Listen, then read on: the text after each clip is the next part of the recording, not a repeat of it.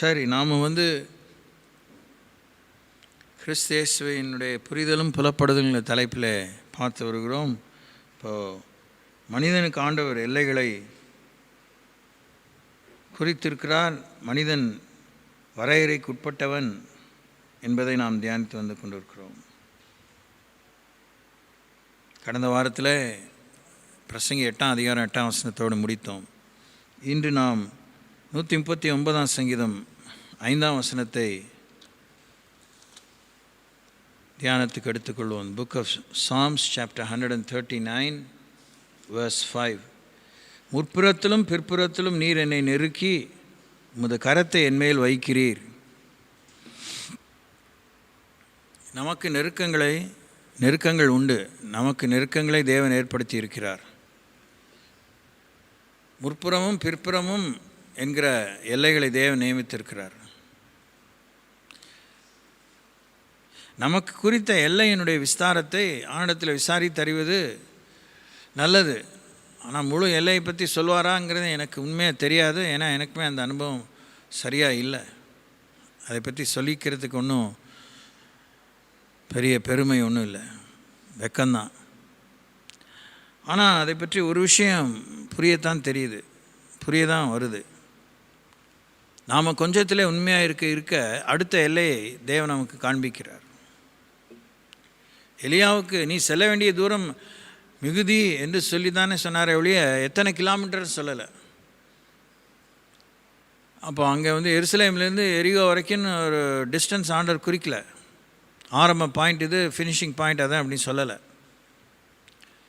முடிக்கும்போது கூட பாருங்கள், நீ போகிற வழியில் இன்னென்ன வேலை செய், யெகூவை அபிஷேகம் பண்ணு, எலிசாவை அபிஷேகம் பண்ணு என்று ஆண்டவர் அவருக்கு பணிக்கிறதை பார்க்கிறோம்.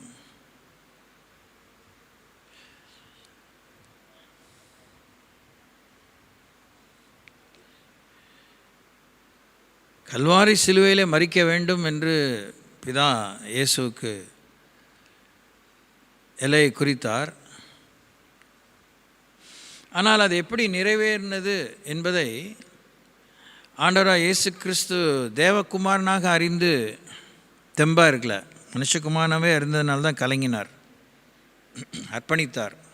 அர்ப்பணிக்க வேண்டும், விட்டு கொடுக்க வேண்டும், சார்ந்திருக்க வேண்டும், பலனை பெற வேண்டும். அவருடைய திருவுளத்தை நிறைவேற்றுவதற்கு அவருடைய அபிஷேகம், அவருடைய சக்தி தேவை, அவருடைய தயவு தேவை, காருண்யம் தேவை என்பதை இயேசு போதித்தும் வாழ்ந்து காட்டியும் ஓட்டத்தை முடித்தார். Something to really think about.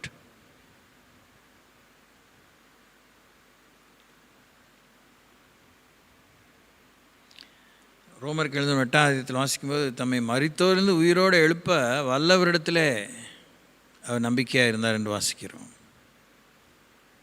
He was dependent upon God the Father who was able to raise him up from the dead.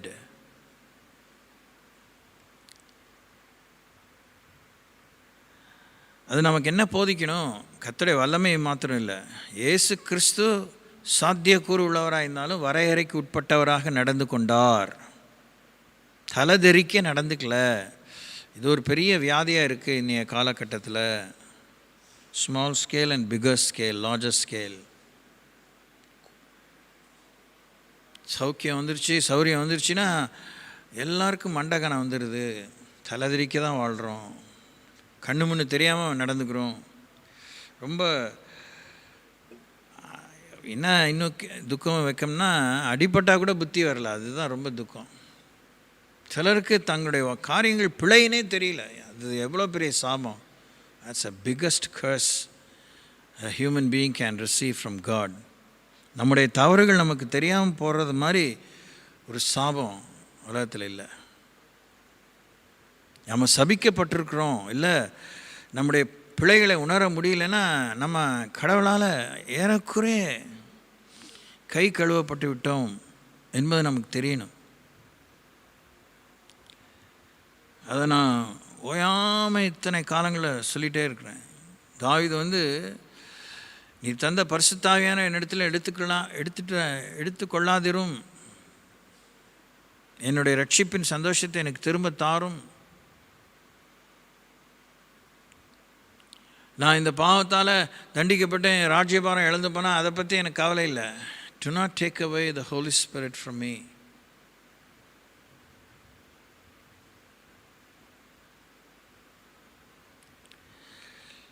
வேறே ஆவி நமக்குள்ளே கலப்படமான ஆவி வேலை செய்யுது. That's really wrong. It's quite dangerous.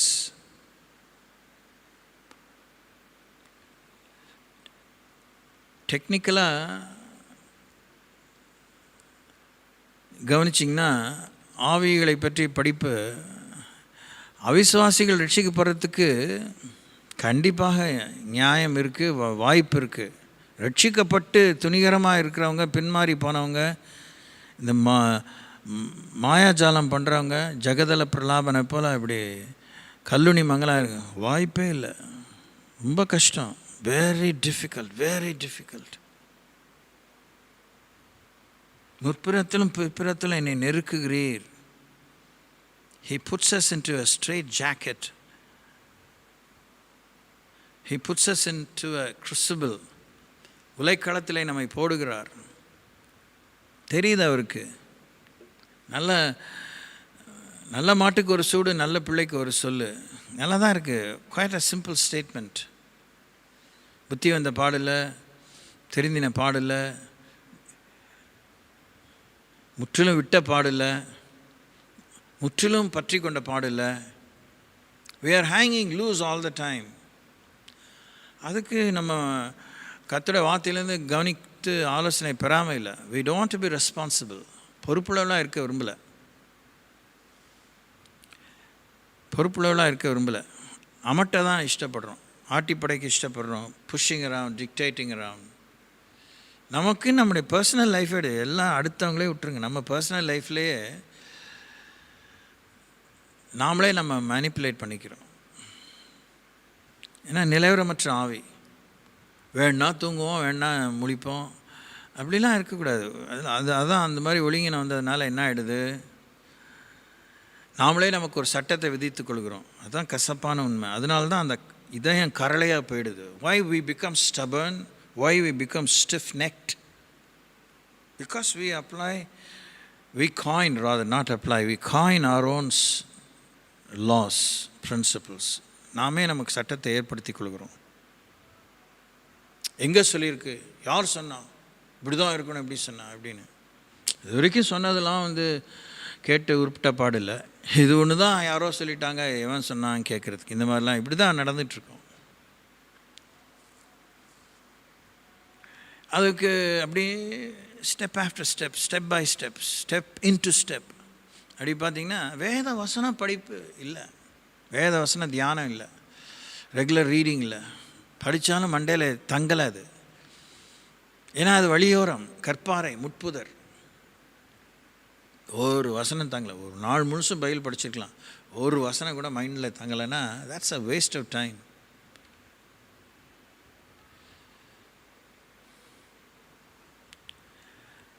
சிந்தனை வீணாய் போயிட்டே இருக்கு.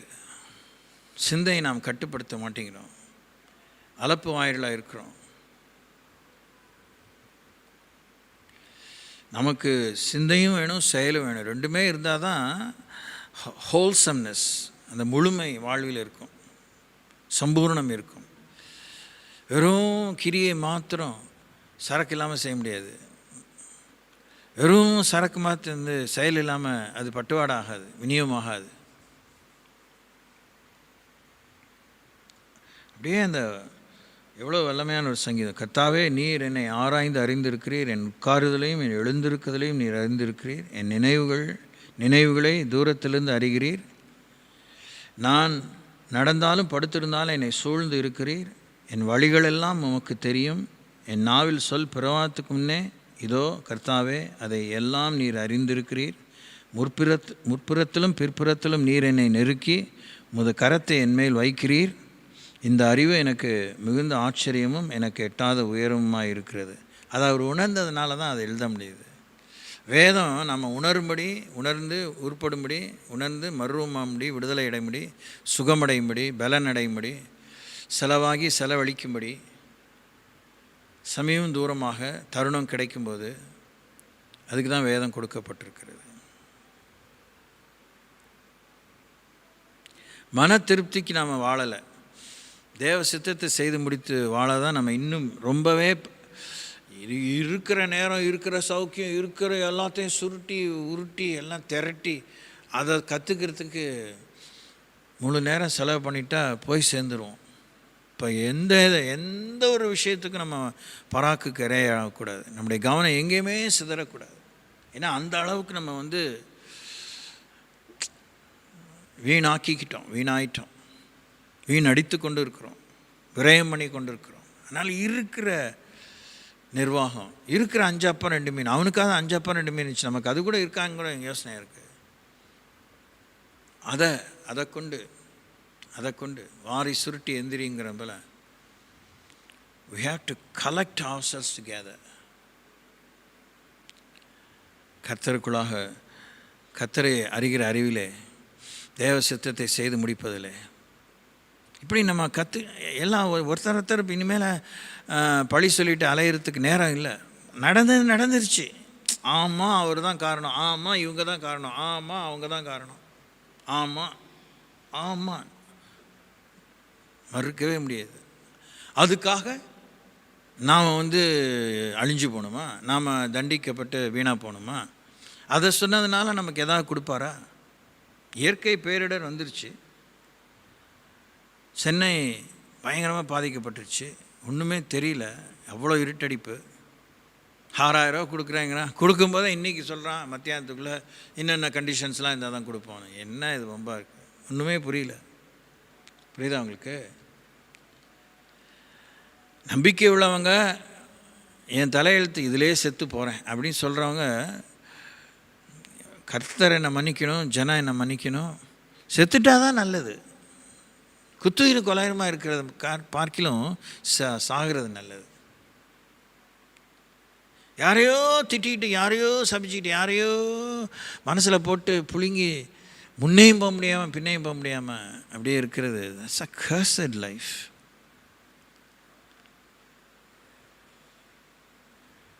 இந்த பொம்பளை சொல்லிட்டா,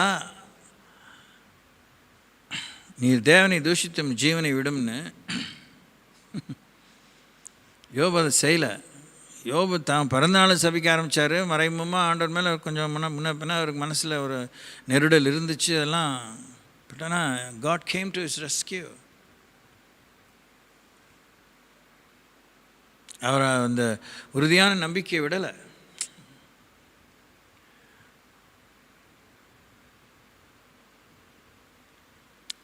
These are days of extremities.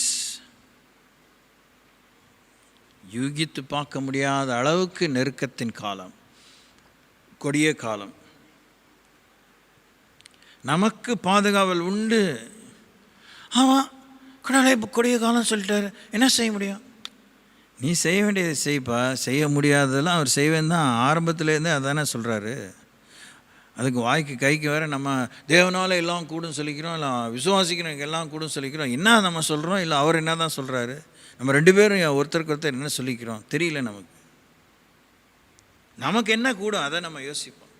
கூடாததை பற்றி, கூடாதது ஒன்றுமில்லை அவருக்கு சொல்லி காமிக்கிறதை விட, என்னால் கூடும் நம்ம ஒரு பாட்டு எழுதுனா இல்லை, இதை என்னால் செய்யக்கூடும், அதை என்னால் செய்யக்கூடும், இதை என்னால் விடக்கூடும், இதை என்னால் கொடுக்கக்கூடும், இதை என்னால் தேடக்கூடும்னு சொன்னால் we get to go somewhere. We move from A to B at least, if not to Z.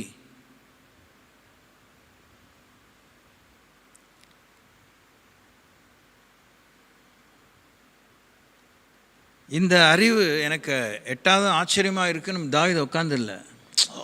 கர்த்தர் அவரை மகத்துவத்தையே போற்றி கொண்டே இருக்கிறேன், உயர்ந்தவர் சிறந்த. என்ன சொல்கிறோம்? யாருக்கு சொல்கிறோம்? இல்லை, அதை அவர் யாருக்கு சொல்லியிருக்காரு? தனக்கே சொல்லி காமிச்சிக்கிறாரா? கமான். ஏன் நான் ஆதங்கத்தோடு ஓயாமல் அதை தான் நான் செஞ்சுட்டு வரேன், அதுக்காக நான் விளம்பரம் பண்ணிக்க முடியாது. யாருக்குள்ளேயாவது எழுப்புதல் வெடித்து கிளம்பணும். இதெல்லாம் யாருக்கு சொல்கிறாரு? அவரை தேடுறவங்களுக்கு சொல்கிறாரு. அவங்க ப்ரெஃபரபிளாக தன்னுடைய மக்களாக இருந்து உருப்பிட்டா நல்லதுன்னு எனக்கு ரொம்ப ஆதங்கம். அவங்க இல்லைன்னா புறஜாதிகளாவது ரெஸ்பாண்ட் பண்ணால் ஆண்டவருக்கு சந்தோஷம்தான். அதுதான் எக்ஸாம்பிள். 100க்கு அதிபதி அவனே Roman, is a citizen Rome and he was a centurion. He was responsible for 100 soldiers. என்ன வேலையும் கொடுத்துருப்பாங்க, பாதுகாவல் கொடுத்துருப்பாங்க. so many assignments would have been given to him. அதெல்லாம் அவன் என்ன புரிஞ்சுக்கிறான்? அதிகாரத்தை புரிஞ்சுக்கான். அதிகாரத்தை புரிஞ்சவன், சீசருடைய அதிகாரத்தை புரிஞ்சவன், இல்லை அவருக்கு மேலே இருக்கிற ப்ராக்யூரேட்டருடைய அதிகாரத்தை புரிஞ்சவன், இவன் ஆஃப்டர் ஆல் 100 பேருக்கு தானே அதிபதி, 1000 பேருக்கு அதிபதி இருந்திருக்கிறாங்க. அதுக்கு மேலே இந்த ஹோல் ப்ராவின்ஸ் ப்ரொவின்ஷியல் ப்ராக்யூரேட்டர், பைலட் மாதிரி, பிலாத்து மாதிரி, ஏரோது மாதிரி, அவங்களுக்கு மேலே இன்னொரு ப்ரோ கான்சல், அதுக்கு மேலே தான் சீசர்.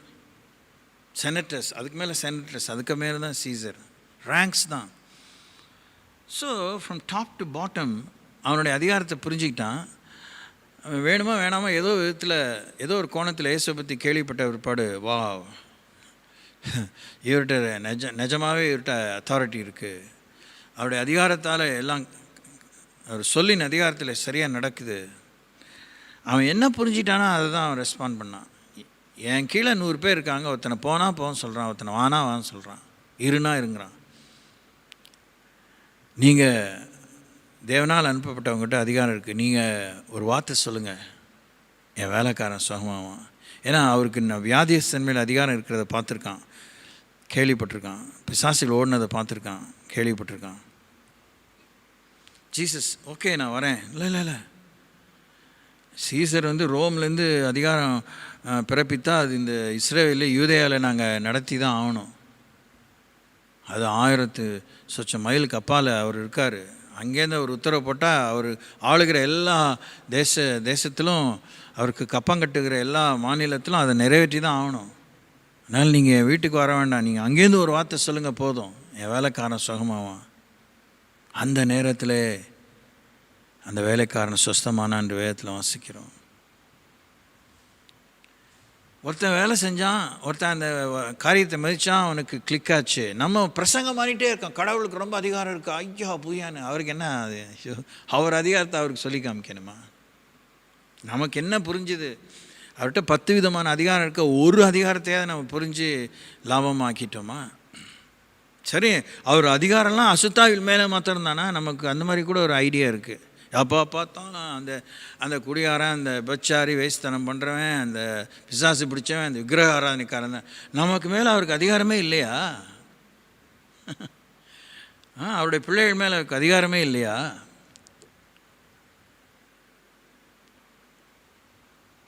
அங்கே தான் ரொம்ப தப்பு பண்ணிக்கிட்டே இருக்கோம். He has authority over his sheep.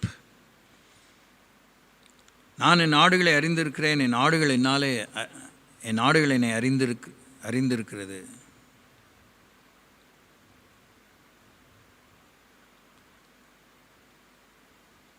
நமக்கு கொடுக்கப்பட்ட அதிகாரம் வேறு, நம்ம மேலே இருக்கிற தேவனுடைய அதிகாரம் வேறு. சொல்லுங்கள் பார்ப்போம். நமக்கு கொடுக்கப்பட்ட அதிகாரம் வேறு, நம்மேல் தேவனுக்கு இருக்கும் அதிகாரம் வேறு. இன்னொரு தடவை சொல்லுங்கள். எனக்கு கொடுக்கப்பட்ட அதிகாரம் வேறு, என் மேல் தேவனுக்கு உள்ள அதிகாரம் வேறு. ரொம்ப நீங்கள் ஒரு பல முறை சொல்லி யோசிக்கணும். 2 அதிகாரத்தையும் போட்டு இந்த ஜடை பின்னுற மாதிரி சன்னலும் பின்னலுமா பண்ணிடாதீங்க. You are going to be lost. I am going to be lost. நாம் கிறிஸ்துவை போல் உருவாகிறதுக்கு, அந்த பூர்ண புருஷத்துவத்தை அடையிறதுக்கு அவருக்கு நம்ம மேலே இருக்க அதிகாரம் தான் உதவியாக இருக்கும். நமக்கு கொடுக்கப்பட்ட அதிகாரம் மற்றவங்கள விடுவிப்பதற்கு, தேவனை அறிய செய்வதற்கு, தேவனத்தில் வழி நடத்துவதற்கு, அவர்கள் இயேசுவை அறிந்து அவங்க புரிந்தவொன்னே அவங்க மேலே தேவனுக்கு என்ன அதிகாரம் இருக்கோ அதை அவங்க மதிக்கும்போது தான் இயேசு போல் அவங்க மாறுவாங்க. நமக்கு கொடுக்கப்பட்ட அதிகாரத்தால் ஒருத்தனை அந்த தற்காலிகமான பிரச்சனையிலிருந்து விடுதலை செய்யலாம். அது வம்சாவளியில் அந்த வியாதியாக கூட இருக்கலாம், அது போயிருக்கும். ஆனால் வியாதி போனது மேட்டர் இல்லை, அவன் பேர் ஜீவ புத்தகத்தில் எழுதப்பட்டிருந்தா அவன் தேவனை குமாரனுக்கு அடுத்த சாயலை வளர்கிறதுக்கு அவன் மேலே தலையெழுத்து இருக்குது, நிர்பந்தம் இருக்குது. Praise Lord, praise Lord. நம்மிலே தேவன் முதலீடு செய்தது தன்னுடைய சாயலை, தன்னுடைய அன்பை. நமக்கு தேவன் கொடுத்த அதிகாரம் என்பது ஆண்டவர் அது நம்ம மேலே இன்வெஸ்ட் பண்ணலை, நமக்கு ஆண்டவர் பட்டுவாடா பண்ணியிருக்கிறார். அதிகாரிகள் பொதுமக்களுக்கு நன்மை செய்யும்படி அதிகாரம் கொடுக்கப்பட்டிருக்கிறது. அதிகாரிகள் 58 வயசு வரைக்கும் 60 வயசு வரைக்கும் சர்வீஸில் இருக்கிற வரைக்கும் தான் அந்த அதிகாரம். அந்த அதிகாரிகள் தன்னுடைய வீட்டில் அந்த அதிகாரத்தை செலுத்த முடியுமா? செலுத்த முடியாது. தன்னுடைய வீட்டில் அவர் செயல்படுத்துகிற அதிகாரம் வேறு, வீட்டு விஷயங்கள் மேலே அவர் செலுத்த வேண்டிய அதிகாரம் வேறு. அவர் ஒரு கலெக்டராக இருந்தால் அவர் அந்த ஜில்லாவில் இருக்கிற மக்கள் மேலே செலுத்த வேண்டிய அதிகாரம் வேறு. மக்கள் மேலே செலுத்துகிற அதிகாரங்கும்போது ஒவ்வொரு கிராமத்துலேயும் ஒவ்வொரு நகர்ப்புறத்திலும் போய் வீட்டுக்குள்ளே போய் எந்திரி உட்காரெல்லாம் சொல்கிறதுக்கு கலெக்டர் அதிகாரம் இருக்கா? கிடையவே கிடையாது. அரசு காரியங்களிலே பொதுநலத்துறை, மின்சாரத்துறை, அறநிலத்துறை, விவசாயத்துறை, கல்வித்துறை, இப்படிப்பட்ட துறை சார்ந்த விஷயத்தில் அந்த குறிப்பிட்ட பிரஜை, தேசத்து பிரஜை அவன் கலகம் பண்ணால், ஒத்துழைக்காமல் போனால், அவன் திருட்டுத்தனம் பண்ணால் வீடு பூந்து அந்த காரியத்தை தான் விசாரிக்கலாம். அவனுடைய பர்சனல் காரியத்தை கேட்குறதுக்கு கலெக்டருக்கு உரிமை இல்லை, அதிகாரம் கிடையாது. நம்ம மேலே நம்முடைய தனிப்பட்ட விஷயத்தை கேட்குறதுக்கு தான் தேவனுடைய அதிகாரம் நம்ம மேலே இருக்குது. அல்லேலூயா. அதுக்கு தான் நம்மளை ஆண்டவர் கிரயம் செலுத்தி சொந்தமாக்கிட்டு இருக்கார். Praise Lord. அல்லேலூயா.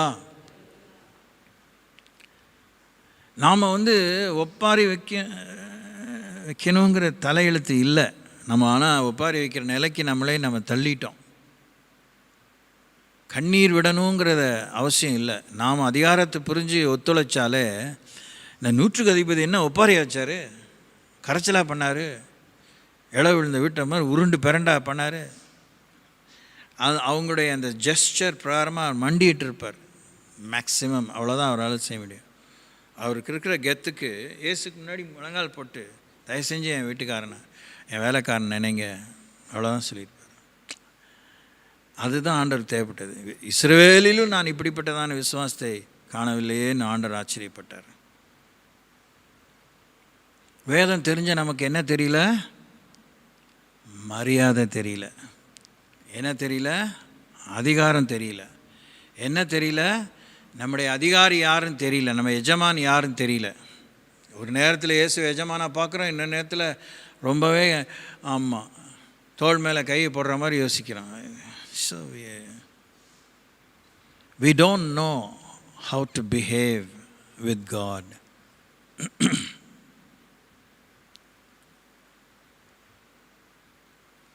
இதில் நம்ம பிரேக் த்ரூ பார்க்கணுன்னா பர்சனல் லைஃப்பில் தான் அதை கொஞ்சம் சுதந்திரமாக செயல்படுத்தி பார்க்கலாம். எப்படின்னாலும் we are kept in a family. ஒரு குடும்பத்தில் வைக்கப்பட்டிருக்கிறோம், 4 பேரோடு பழகுறோம், ஒரு சமுதாயத்தில் இருக்கிறோம். சிறிய சமுதாயமாக இருக்கலாம், பெரிய சமுதாயமாக இருக்கலாம். மற்றவங்களுக்கு நாம் அதை புரிய வைக்கிறதுக்கு கிளம்புறதுக்கு முன்னாடி நம்ம சரீரத்தின் மேலே இயேசுக்கு என்ன அதிகாரம் இருக்குது நமக்கு தெரியணும். என்ன அந்த அதிகாரத்தை புரிஞ்சு என்ன அளவுக்கு இந்த சரீரத்தை அவருக்கு ஒப்பு கொடுத்தோம். வாய்க்கு கைக்கு ரோமர் 12:1 வாசிக்கிறோம். கரெக்டாக வாசிப்போம். எனக்கு ரொம்ப ஞாபகம் வருது.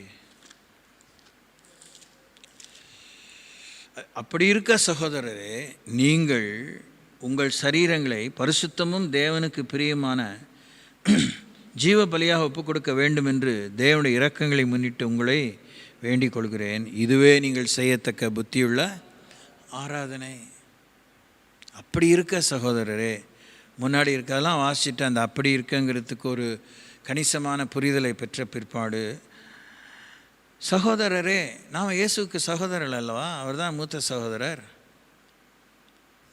நீங்கள் உங்கள் சரீரங்களை பரிசுத்தமும் தேவனுக்கு பிரியமான ஜீவ பலியாக ஒப்பு கொடுக்க வேண்டும் என்று தேவனுடைய இரக்கங்களை முன்னிட்டு உங்களை வேண்டிக் கொள்கிறேன்.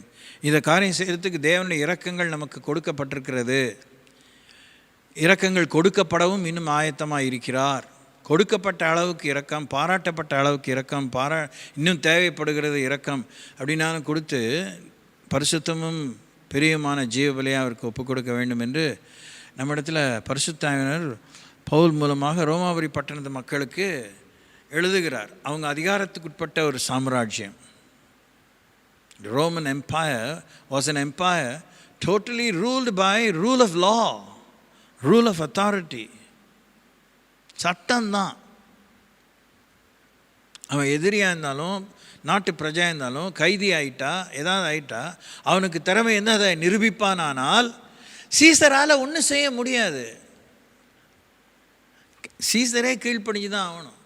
அவன் இஷ்டத்துக்கு சட்டத்தை மாற்றினவங்க இருக்காங்க, அது வேறு விஷயம். அப்படின்னா அவன் சட்டத்தை மதிக்காதவன். நானே எனக்கு சட்டம் வாழ்ந்த நிறைய சீசர்ஸ் இருந்திருக்கிறாங்க. ஆனால் ரோம அரசியல் சாசனத்தின் பிரகாரமாக கிளாடியேட்டர்னு சொல்கிறாங்களே, அந்த பொல்லாத அந்த அரங்கத்தில் மிருகங்களுக்கு மத்தியில் வெவ்வேறு விதமான போக்கிரிகள் மத்தியில் சண்டை போட்டு ஜெயிக்கணும், காட்சி பொருளாக. அவன் அடிமையும் அவன் கிரேக்கனும் அவன் என்னவன் பார்பேரியனும் அவன் ஜெயிச்சிட்டா Caesar cannot do anything other than recognize him. அவனுக்கு விடுதலை கொடுத்து தான் அவன் என்ன கேட்குறானோ அவனுக்கு கொடுக்கணும். ஒன்று, இன்னொன்று சட்டம் என்ன சொல்லுதோ அதான் அவர் செய்யணும். இவ்வளோ புரிஞ்ச ரோமாபுரி மக்களுக்கு தான் கர்த்தர் எழுதுகிறாரு. நமக்கு ஆண்டவர் கலாத்தியரில் சொல்லியிருக்கிறார், ரோமரில் சொல்லியிருக்கார், நம்ம எப்படி விடுதலை பண்ணியிருக்கிறாரு அன்பு கூர்ந்து.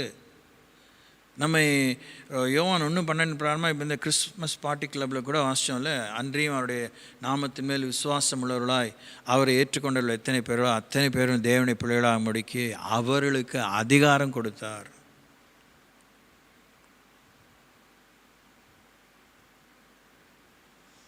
ஸோ முற்பிறத்திலும் பிற்புறத்திலும் என்னை நெருக்கி உமது கரத்தை என்மேல் வைக்கிறீர்.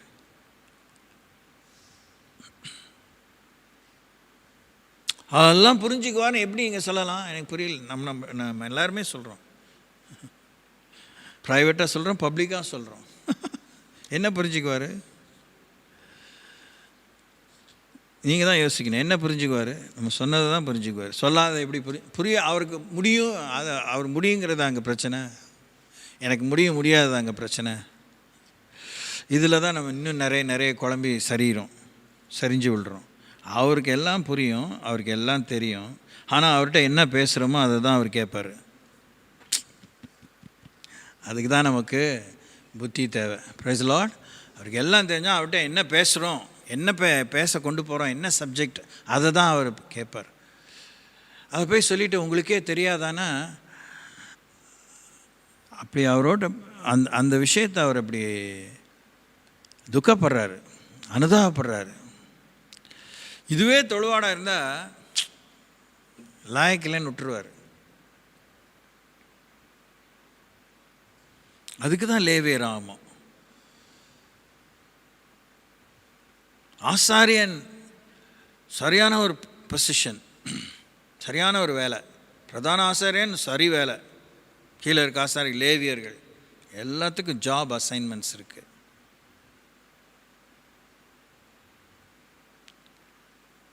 பலிப்பொருளை எப்படி செலுத்தணும்னு இருக்கு.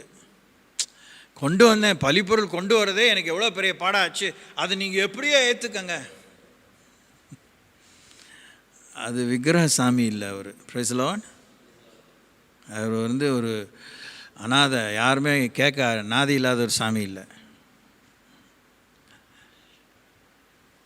கடத்தேங்காய் எடுத்து வழிப்பிள்ளையாருக்கு உழைக்கிறதுன்னு இந்துக்கள் சொல்கிற மாதிரி அந்த மாதிரி ஒரு தேவன் இல்லை. எனக்கு இதுதான் தேவை, எனக்கு இப்படி தான் தேவை, நான் சொல்கிற இடத்துல தான் தேவை, நான் சொல்கிற விதத்தில் தான் தேவை, நான் சொல்கிற காரியத்துக்கு தான் தேவை, இல்லைன்னா தேவையில்லை, இல்லைன்னா நீ என்கிட்ட வர வேணாம். அப்படி ஒன்றும் அவரை யாரும் நிர்பந்தப்படுத்தலையே.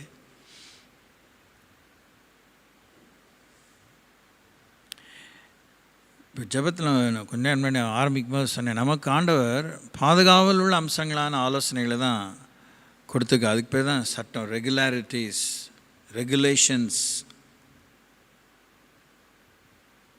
modalities.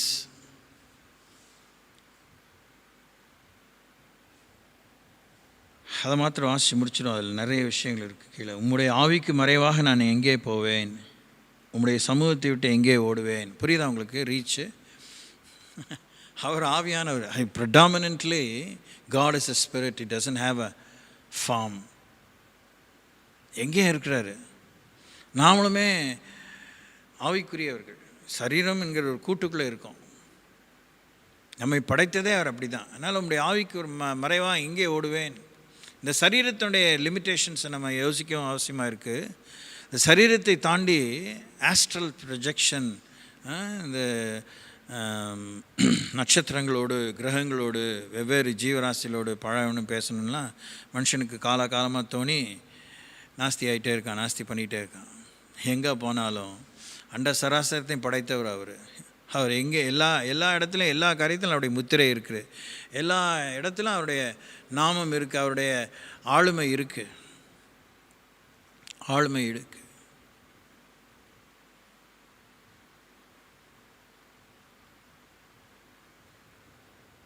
நான் வானத்துக்கு ஏறினாலும் நீர் அங்கே இருக்கிறீர், நான் பாதாளத்திலே படுக்கை போட்டாலும் நீர் அங்கேயும் இருக்கிறீர். நான் விடியற் காலத்து செட்டைகளை எடுத்து சமுத்திரத்தின் கடையாந்திரங்களிலே போய் தங்கினாலும் அங்கேயும் உமது கை என்னை நடத்தும், உமது வலதுகரம் என்னை பிடிக்கும். இவர் போய் ஒளிஞ்சிக்கலையா குகையில் ஒளிஞ்சிட்டு தான் வெளியே கொண்டு வந்து ஒரு பொம்னாட்டிக்கு பயந்து இப்படி இருக்கிறியே, இது கரெக்டா சரியா, இன்னும் வேலை கிடக்கு, அதெல்லாம் செய்யாமல் போய் இருக்கலாமா, உனக்கு இங்கே என்ன வேலை அப்படின்னு கேட்கலையா அவர்? எலியாவுக்கு அப்படி கேட்டார். யோனா அதுக்கு மேலே, அது இன்னொரு ரகம். கேட்கலையா? அவர் டிக்கெட்டே வாங்கிட்டு வேறு ஊருக்கே போகிறாரு. என்ன மாதிரி ஆட்களெல்லாம் சாமி தெரிஞ்சுக்கிட்டு தம்முடைய உண்மையை தம்முடைய இதயத்தை ஆண்டவர் காண்பித்திருக்கிறார்.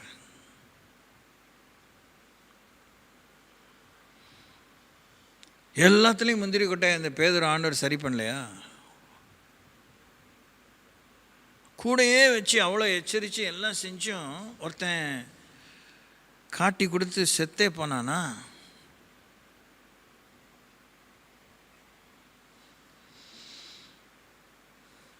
அங்கேயும் உமது கை என்னை நடத்தும், உமது வலதுகரம் என்னை பிடிக்கும். இருள் என்னை மூடிக்கொள்ளும் என்றாலும் இரவு என்னை சுற்றிலும் வெளிச்சமாயிருக்கும். உமக்கு மறைவாக இருளும் அந்தகாரப்படுத்தாது, இரவும் பகலை போல வெளிச்சமாயிருக்கும். உமக்கு இருளும் வெளிச்சமும் சரி.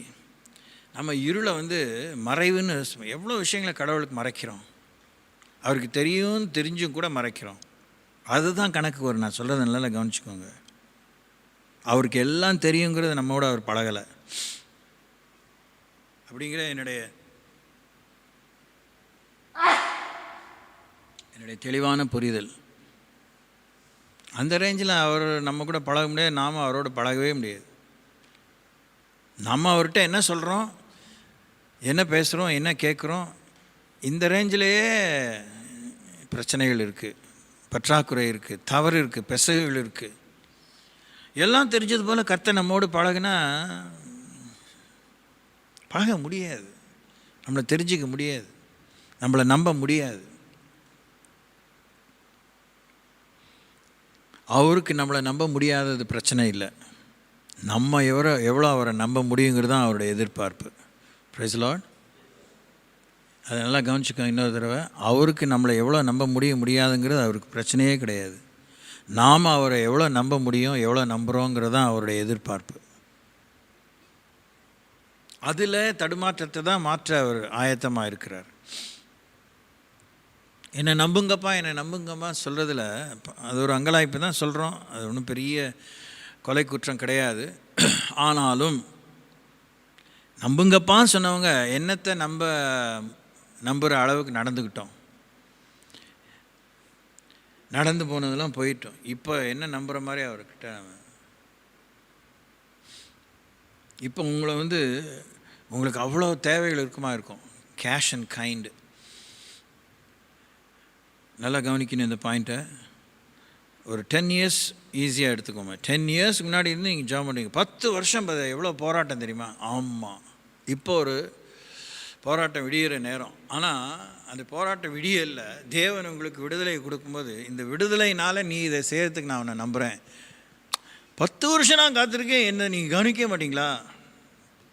அதுதான் கத்துறது.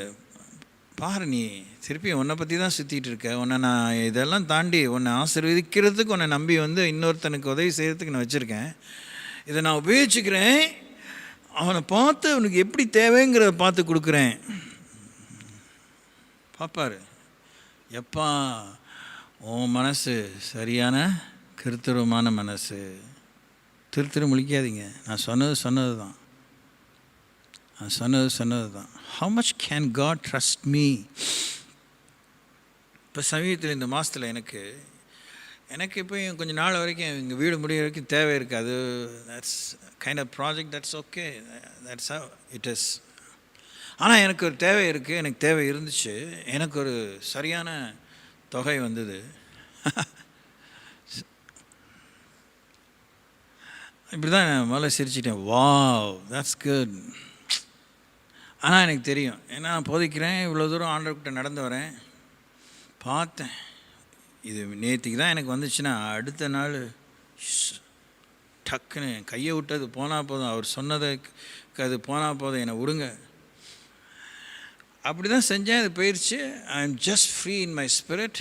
என் தேவைகள் சந்திக்கப்படத்தான் செய்யுது.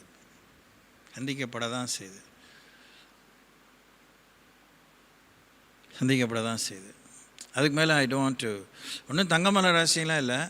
இந்த வெட்டித்தனமான கதையை கேட்குறது நீங்கள் அது கதை கேட்டே கெட்டு போன ஒரு சபை இது. அடுத்த வீட்டு கதையை கேட்டால் ரொம்பவே உங்களுக்கு அது ஜீவ வசனத்தை போல் வசனத்தை ஒதுக்கிட்டு அதை கேட்டுட்ருப்பீங்க. வேண்டாம் அது. அதனால் அங்கே வாசிக்கிறோம். என்ன வாசிக்கிறோம்? உமக்கு மறைவாக இருளும் அந்தகாரப்படுத்தாது, இரவும் பகலை போல் வெளிச்சமாக இருக்கும். உமக்கு இருளும் வெளிச்சமும் சரி. அதனால் நம்ம என்ன பிரச்சனை இருந்தாலும் இருள் நம்ம ஆண்டவர்கிட்ட மறைக்கக்கூடாது. we should be as transparent as we can be. We ought to be. It's not easy. நமக்கு உரிய பதிலுக்காக நம்ம இலவகாத்த கிளியாக உட்காந்துருப்போம். பதில் வரும். பதில் வர்றதே இது வரைக்கும் ஒரு பதிலுமே வரல பதர் அப்படின்னு நம்ம சொல்லிக்கோம்ல. அது உண்மையமாக கூட இருக்கும். ஆனால் ஒரு நாள் பதில் வரும். அந்த பதில் நமக்காக இருக்காது, இன்னொருத்தருக்காக இருக்கும். அந்த பதிலை போய் போஸ்ட்மேன் மாதிரி கொடுத்துடணும். ஸ்தோத்திரம், அல்லேலூயா. ஆனால் நம்ம பதில் வரும். நம்ம பதில் வந்தே தீரும். கரெக்டாக வரும், சரியாக வரும். இன்னொன்று, நமக்கு வரக்கூடிய பதில் கூட நமக்கே டைரெக்டாக வரணும். ஒரு பெரிய பீத்தல் இருக்கும். இதெல்லாம் சில நேரத்தில் விட்டுடணுன்னே சத்தமே இல்லை. என் கூட ஆண்டவர் டைரெக்டாக பேசணும். இப்போ எல்லாருமே இப்போ டைரக்ட் ரிலேஷன், எல்லாம் டைரக்டராக இருக்காங்க. கிறிஸ்தவ வாழ்க்கையில் விசுவாசிகள் இல்லாமல் எல்லாம் இயக்குநர்களாக மாறிட்டாங்க. ஒரு வீட்டில் 5 பேர் 5 டைரக்டரு. வா, ஒரு சபையில் 300 டைரக்டர் யார் வேலை செய்கிறது? யார் வேலைக்காரனாக இருந்து போகிறது? எல்லாம் இயக்குநர்களாக மாறிட்டாங்க. ஆண்டவர்லேருந்து நம்ம கொடுக்குற பதிலை இன்னொருத்தர் மூலமாக தான் கொடுப்பார். எதிர்பாராத இடத்துலேருந்து தான் கொடுப்பார். எதிர்பாராத விதத்தில் தான் கொடுப்பார். அவன் நாமான் அப்படி தானே எதிர்பார்த்தான். அவர் வருவார், நான் இஸ்ரவேலில் பெரிய தளபதி, அவர் இல்லை சமாரியில் நான் பெரிய தளபதி, என் மேலே கையை வச்சு ஜாம் பண்ணி என் குஷ்டத்தை போக்குவார்னு. எலிசா வெளியவே வரல. சோத்திரம். இங்கெல்லாம் வரவே வேண்டாம், அவ்வளோ இதெல்லாம் மூச்சப்பட்டு இங்கே வர வேண்டாம். வர வழியில் அங்கே யோர்தான் இருக்குது, 7 தடவை மூங்குனா சரியாக போச்சு, போயிட்டே இருக்க சொல்லு.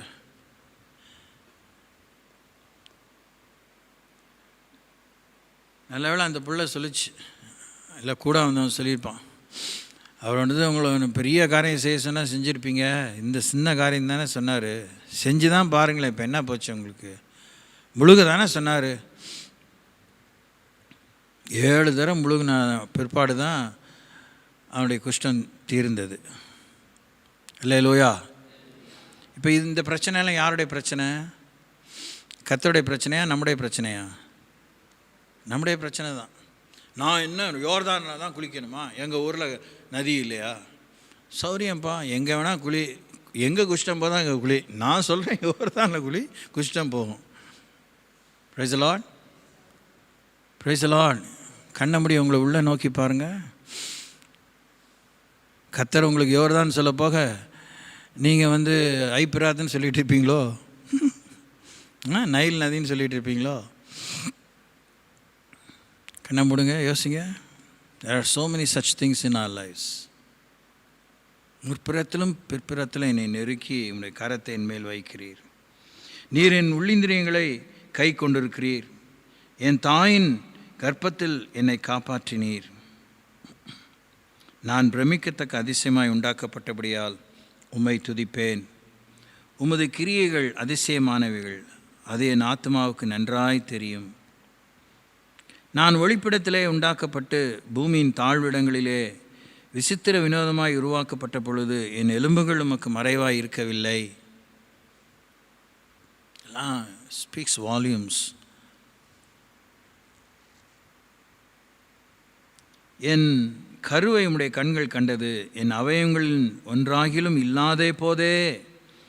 அவைகள் அனைத்தும், அவைகள் உருவேற்படும் நாட்களும் உமது புத்தகத்தில் எழுதி இருந்தது. நமக்குள்ளே கணையம். இப்போ எல்லாருக்கும் டயபெட்டிஸில், ஆமாம், பேன்க்ரியாஸ் எப்போ நம்ம குழந்தைய அம்மா வயிற்றுக்குள்ளே இருக்கும்போது உண்டாகணுமோ அப்போ ஏதோ ஒரு டேட் வச்சுக்கோங்களேன். இன்றைக்கி 12ஆந்தேதி, நாளைக்கு 13ஆந்தேதி தான் உண்டாகணும்னா 13ஆந்தேதி தான் பேன்க்ரியாஸ் ரிலீஸ் ஆகும். சோத்திரம் சோத்திரம். இப்படி தலையிலேருந்து கால் வரைக்கும் நமக்கு உருவான உறுப்புக்கெலாம் டேட் இருக்குது. நம்ம வேணால் போய் பார்த்தா அந்த இதெல்லாம் காமிப்பார். என்ன பெருசாக சொல்லி வச்சுருந்தீங்க 139 சங்கீதத்தில் நான் பிரமிக்கத்தக்க அதிசயமாக உண்டாக்கப்பட்டேன் நாமே, அதெல்லாம் சொல்லுங்கள். எங்கள் ரெக்கார்டு காமிங்கன்னா காமிப்பார். தோத்திரம். அதையும் காமிப்பார். நீ எப்போ அதை டேமேஜ் பண்ணிக்கிட்டேன்னு காமிப்பார். எப்படி டேமேஜ் பண்ணிக்கிட்டேன்னு காப்பார். எப்போ திரும்பி உணர்வு வந்தது, என்னை நோக்கி கூப்பிட்டா நான் 13ஆந்தேதி இதே டிசம்பர் மாதம் 57ஆம் வருஷம் எனக்கு பேன்க்ரியாஸ் உண்டானா, நான் 67ஆம் வருஷமே கெடுத்துக்கிட்டேன்னா, அப்புறம் புத்தி நான் 2023ஆம் வருஷம்தான் எனக்கு உணர்வு வந்தால் ஆண்டவர் என்னை சுகப்படுத்தின டேட்டை அங்கே எழுதியிருப்பார். அல்லேலூயா, பிரைஸ் தி லார்ட். அதில் ஒரு பெரிய ரகசியம் இருக்குது. சாத்தானுக்கு ஆண்டவர்கிட்ட சட்டப்பூர்வமாக ஒரு பிராதை கொண்டு நம்ம காரியத்தில் ஆண்டவர் ஓரவஞ்சனையாக நடந்துக்கிட்டாரு, கண்சாடையாக நடந்துக்கிட்டாரு, பட்சபாதத்தோடு நடந்துட்டான்னு சொல்கிறதுக்கு அவனுக்கு கூசவே கூசாது. அப்போல்லாம் அவர் கரெக்டாக நறுக்குன்னு சொல்லிடுவார். இந்தா போய் அந்த டீட்டெயிலாம் பார்த்துக்க, போ ஸ்கேனை பார்த்துக்க, அந்த ரிப்போர்ட்டை பார்த்துக்க. அவனால் ஒன்றும் பேசவே முடியாது. அல்லேலூயா, praise the Lord. Great God we serve. தேவனே, உமது ஆலோசனைகள் எனக்கு எத்தனை அருமையானவைகள், அவைகளின் தொகை எவ்வளவு அதிகம். எல்லாரும் வாசிங்க இந்த வசனத்தை. தேவனே, உமது ஆலோசனைகள் எனக்கு எத்தனை அருமையானவைகள், அவைகளின் தொகை எவ்வளவு அதிகம். நமக்கு ஆண்டோட ஆலோசனை எல்லாமே கிடச்சிருச்சா? ஆண்டோட ஆலோசனை எல்லாத்தையுமே கேட்டுட்டோமா? அது ஒரு கேள்வியா? அவருடைய ஆலோசனைகள் எத்தனை அதிகம் சொல்லியிருக்கு. நமக்கு 100 தடவை கணக்கு வழக்கலாமல் கேட்டேன் பிரதர், அதிகம் சொல்லியிருக்காரு. இன்னும் 1000 தடவை கேட்டால் 1001 ஆலோசனை அங்கே ஒன்று இருக்குது. ஆமாம், 1000 கேட்டே ஒன்றும் நடக்கலை, இது ஒன்று கேட்டு தானா அப்படிம்போம். அதுக்கு தான் அந்த ஆலோசனையை வச்சுருக்காரு. தோத்திரம். பக்கத்தில் பார்த்து சொல்லுங்கள், உங்களுக்கு 1001வது ஆலோசனை, எனக்கு 7001வது ஆலோசனை. சோத்திரம். ஐயோ அப்படியா, பரவாயில்ல, 1000லே எனக்கு முடிஞ்சது, சந்தோஷமாக இருங்க. இல்லை, ஆலோசனையில் தொகை எவ்வளவு அதிகம். ஆமென். God has an instruction for you and you alone and your family alone, your children alone, your husband alone, your job. உங்களுக்குன்னு ஒரு ஆலோசனை.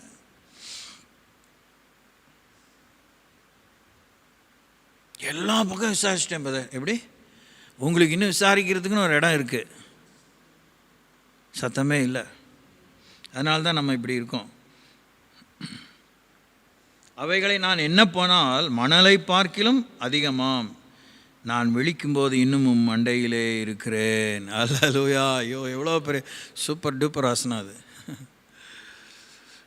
எனக்கே பிரசங்கம் பண்ண, தேவனே நீர் துன்மார்க்கனை அழித்தீர், ஆனால் நலமாயிருக்கும். இரத்த பிரியரே, நீங்கள் என்னை விட்டு அகன்று போங்கள். அவர்கள் உம்மை குறித்து துன்மார்க்கமாய் பேசுகிறார்கள். உம்முடைய சத்துருக்கள் உமது நாமத்தை வீணாய் வழங்குகிறார்கள். கர்த்தாவே, உம்மை பகைக்கிறவர்களை நான் பகையாமலும் உமக்கு விரோதமாய் எழும்புகிறவர்களை அருவருக்காமலும் இருப்பேனோ? முழு பகையாய் அவர்களை பகைக்கிறேன், அவர்களை எனக்கு பயங்கராக எண்ணுகிறேன். தேவனே, என்னை ஆராய்ந்து என் இருதயத்தை அறிந்து கொள்ளும். என்னை சோதித்து என் சிந்தனைகளை அறிந்து கொள்ளும். வேதனை உண்டாக்கும் வழி என்னிடத்தில் உண்டோ என்று பார்த்து நித்திய வழியிலே என்னை நடத்தும். இந்த முழு பகையாய் பகைக்கிறேன்னு எல்லாம் ஒன்றா நமக்கு அப்படியே ரொம்ப அப்படியே பக்தி வைராக்கியம் பிச்சுக்கும் தலைக்கு மேலே. அதெல்லாம் சொல்லிட்டு தான் என்னை ஆராய்ந்து அறிந்து கொள்ளுங்கனார். கர்த்தருக்கு ஸ்தோத்திரம் சொல்லுவோம். இல்லையா? ஆமாம், திடீர்னு முழு பகையாய் பகைக்க